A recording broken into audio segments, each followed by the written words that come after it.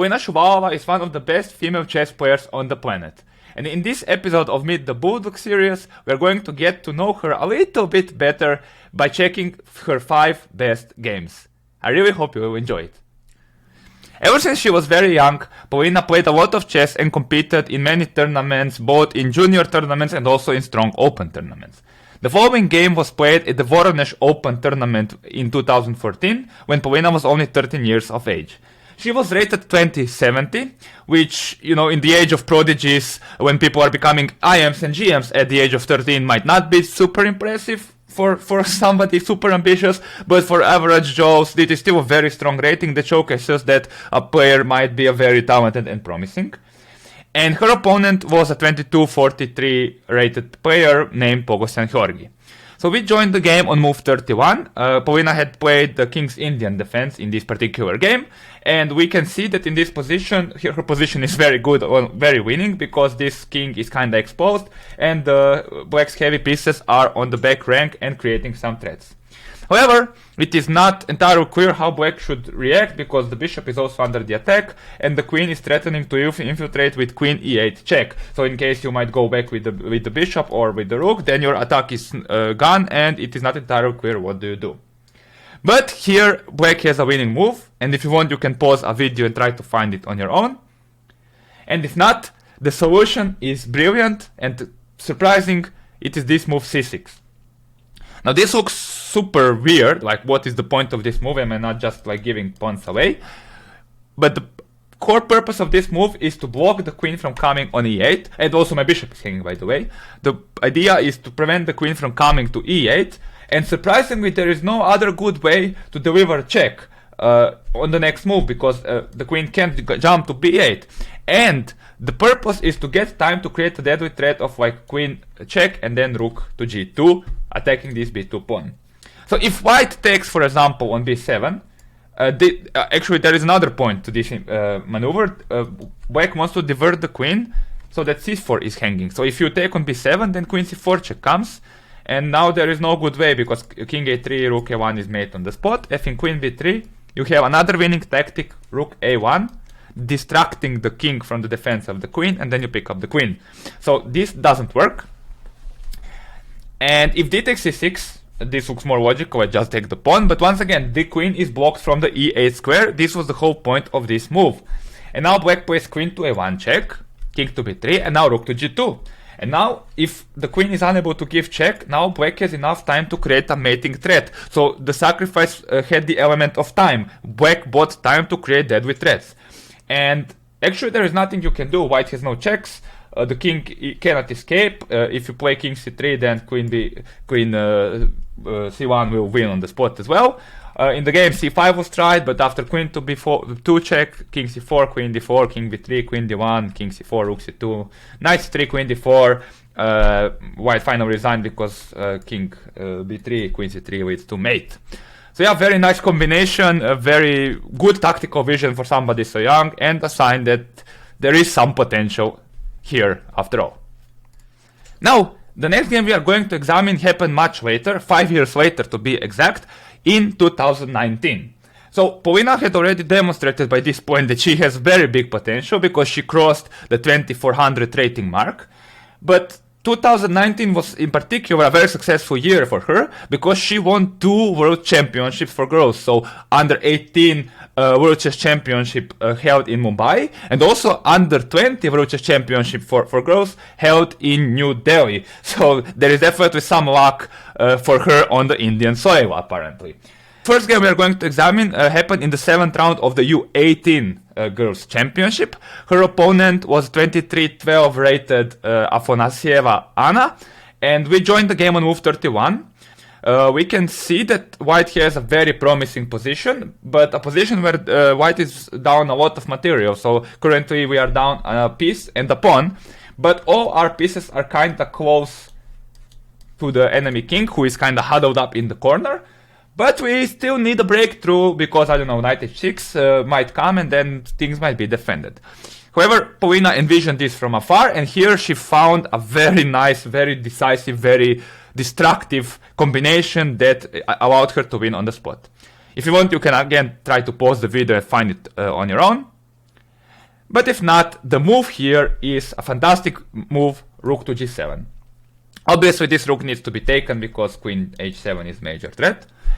But, and by the way, it is very common when you have so much pieces around the king that you are able to sacrifice something and then still have enough pieces left in the attack, because these rooks in particular are not participating in the defense. So even though black is objective with 2 pieces up or a piece up, practically or immediately there are 2 rooks down.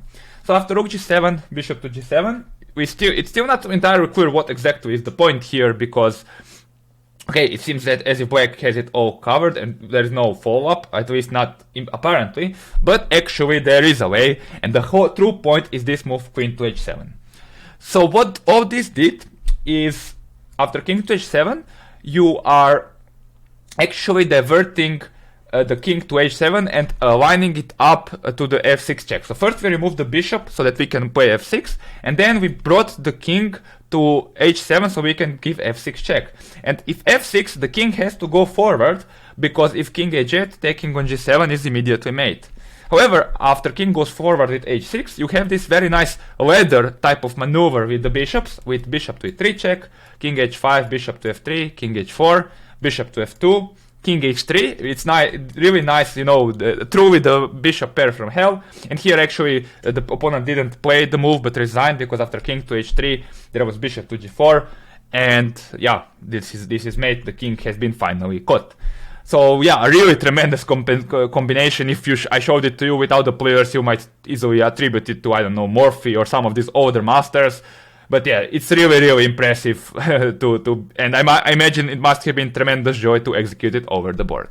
So the following game was played in round 8 of the World Under-20 Girls Chess Championship in 2019, and Polina's opponent was Bibisara Assaubayeva from Kazakhstan, who is nowadays another very strong and very much rising female player, interestingly from Polina's generation, who is also close to 2500 and on the path to becoming one of best female players in the world, if not already there. But anyway, in this particular game, Polina, with the help of some great preparation against the Sicilian, she obtained a totally winning position by move 43, and here she found a very nice and very cute tactical combination to win the game on the spot. My question for you is, can you find it? And if you paused the video and found it, well done. And if not, the move here is bishop to c5. Now, I have to say that white's position is so much winning that virtually any slow move wins, like rook d3 for example. Just not hurrying and just keeping the tension is good enough, but bishop c5 wins on the spot. The point of this move is to distract this bishop and to remove the defender of the e5 point. And also there are some potential issues with the back rank. So after bishop to c5, queen to e5, knight to g7, now there comes the point, there comes queen to c5, and black is unable to recapture the queen, because after queen to c5, rook to d8, knight e8, rook to e8, king g7, we have this mate with rook to g8. Potentially moving the queen away, you know, is probably better, but then queen e7 comes, rook d8 is a threat, it's all over. In the game, rook b8 was tried, trying to defend the back rank, but here queen to f8 was played, rook to f8, and now b4. And white now has transposed into an endgame with 2 extra pawns, and this passed b pawn will eventually cost some material. You are not too concerned about these kingside pawns. The opponent's king is still kinda weak, so you need to be worried about mating threats, and this pawn is just rolling. This is weak, it is easily won, and Polina went on to convert her advantage and ultimately win the entire tournament. So after 2019, Polina kept playing a lot and kept improving. And even though the global chess pandemic surely slowed her down a little bit, by 2022 she did increase her rating to almost grandmaster, or to 2 grandmaster level strength. She did cross 2500 rating barrier, and he did obtain her title of the international master, and is very close to becoming a full-fledged grandmaster. In the meantime, she played successfully in numerous team competitions, and also competed in the highest echelons of the Russian team competitions, where she played against very best Russian players and beat quite a few of them. So the following game was played in the Russian High League, so that's the top league of the Russian team competition in 2022, and here Polina faced a very strong, very experienced and very tricky grandmaster Pavel Ponkratov. I know him personally because he played for the Russian team, for the Moscow Wizards team in the previous edition of the Pro Chess League, and he crushed our guys with very weird style, so I'm acquainted with him, but he's super strong. But here in this game, things didn't go his way, and by move 23, Polina actually outplayed him positionally and obtained a very good, very promising, objectively winning position. And in this concrete position, she actually has a very nice combination that secures her an even clearer decisive advantage. So as usual, the question is whether you can find it. If you want, you can pause the video now. And if not, the solution here is... Okay, we have to deal with this rook on c2, which is under the attack, but there is no retreat. The only way is forwards, vamos, or however you want to call it, rook to b2. Sacrificing an exchange, but only temporarily. The idea is after rook to b2 that there is some, potential to discover the attack on this rook with the bishop on g7. However, before we do that, we need to make it more effective, because if you play e4 here, then they can just move the rook. But this is where this move g5 comes into play. Not very difficult combination, but still a very nice one. The point is that once the knight retreats to f3, which is the only square, now you play e4, and you are attacking both the knight on f3 and the rook on b2, and there is no way for white to save both pieces. This is what the double attack is all about. And in the game after rook c2, e f3, knight f3, queen to b6, Polina had 2 pieces for a rook and a pawn, but all the pieces are very nicely placed. This bishop is super powerful, this pawn is potentially strong, there are some nice squares for these pieces, and black therefore has a decisive advantage, and Polina went on to convert this advantage and score a very nice victory against a very high rated opponent. But here in this game, last but not least, just a couple of months ago, in December of 2022, Polina achieved arguably one of the greatest successes of her career so far by winning the bronze medal at the World Blitz Championship for Women held in Almaty in Kazakhstan at the end of the year. So, as you all know, it is a very long, very growing tournament with a very big prize fund, and therefore all the strongest players in the world participate. And in order to get to the 3rd place and win the bronze medal, Polina had to defeat quite a few very strong opponents, leading female chess players of our time. One of the games, or one very important game on that way that featured a very nice combination, was her game against one of the strongest Indian players, maybe Indian number 2 female player, Harika Dronavalli, in the 9th round of this event. So we will join the game on move 49. We can see that we have a rook endgame, and in general, even though I have been showing some nice combinations, when going through Polina's games, I have noticed she's even more of a positional / technical player. She really likes endgames, and she plays them really, really well, as you would expect from somebody from, the Soviet school and all that mantras. So she has a really, really good understanding of chess in general, but also of endgame play. In this situation, she has a very easily won position because black is 2 pawns up, but black here concluded the game on the spot with the help of some very nice combination. I mean, obvious combination, but a very nice combination. Black played here the move rook to d3, basically winning on the spot. You are removing the defender of the rook on e4, and after king to d3, rook d6, king to e2, king to e4. This was an easy mop-up task because now black is 3 pawns up, has these 2 connected passed pawns, and after rook to h7, rook to a6, even the a2 pawn is falling, and therefore white resigned.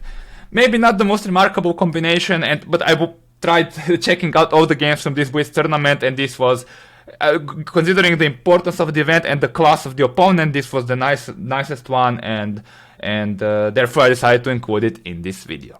This brings me to the end of this episode of the Meet the Bulldog series. Since the Pro Chess Week competition is just around the corner, it starts next Friday, make sure to check up our website and the Twitter and everything on this channel, because we will be streaming it, we will be covering it, and we will be reporting about it.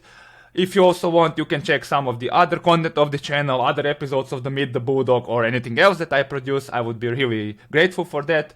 If you like the content, make sure to subscribe, like the video, and share it with friends. And if not, well, thank you for watching anyway, and looking forward to seeing you in another one. Stay tuned and have a nice day. Goodbye!